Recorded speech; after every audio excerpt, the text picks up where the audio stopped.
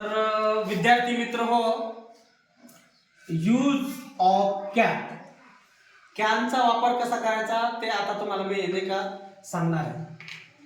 तर बघा, तुम्हाला वर्ब माहित आहे. Verb read, sit, stand, go, come, give, take, laugh, cry, jump, walk, run, play, swim, lose, find, die, get. ह्याच्यातून तुम्हाला मराठीत रीड म्हणजे काय? रीड म्हणजे वाच, सीट म्हणजे बस, स्टँड म्हणजे उभा राहा, गो जा, कम ये, गिव दे, टेक घे, लाफ हास, क्राय रड, जंप उडी मार, वॉक चाल, रन धाव, प्ले खेळ, स्विम पोहो, लूज हर, फाइंड शोध, डाय मर, गेट मिळव. तर हे जे वर्ब आहेत की नाही, तर बघा या ठिकाणी बघा, use of can, I can write. I can write म्हणजे मी लिहू शकतो. तसंच आता हा जो राईट आहे की नाही, राईट, हा राईटला काय करायचंय आपल्याला, हा का राईट,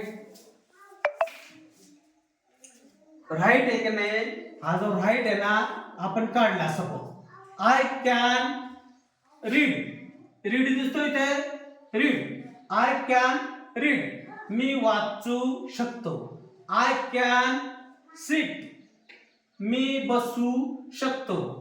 आय कॅन स्टँड, मी उभा राहू शकतो.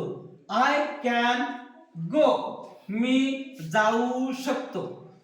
आय कॅन कम, मी येऊ शकतो. इथे कम लिहायचं आहे. आय कॅन गिव, मी देऊ शकतो. आय कॅन टेक, मी घेऊ शकतो. आय कॅन लिव्ह, हे आय कॅन लॉक, मी हसू शकतो. आय कॅन क्राय, मी रडू शकतो. आय कॅन जम्प, मी उडी मारू शकतो. आय कॅन वॉक, मी चालू शकतो. आय कॅन रन, मी धावू शकतो. आय कॅन प्ले, मी खेळू शकतो. आय कॅन स्विम, मी पोहू शकतो. आय कॅन लूज, मी हरू शकतो. आय कॅन फाइंड, मी शोधू शकतो.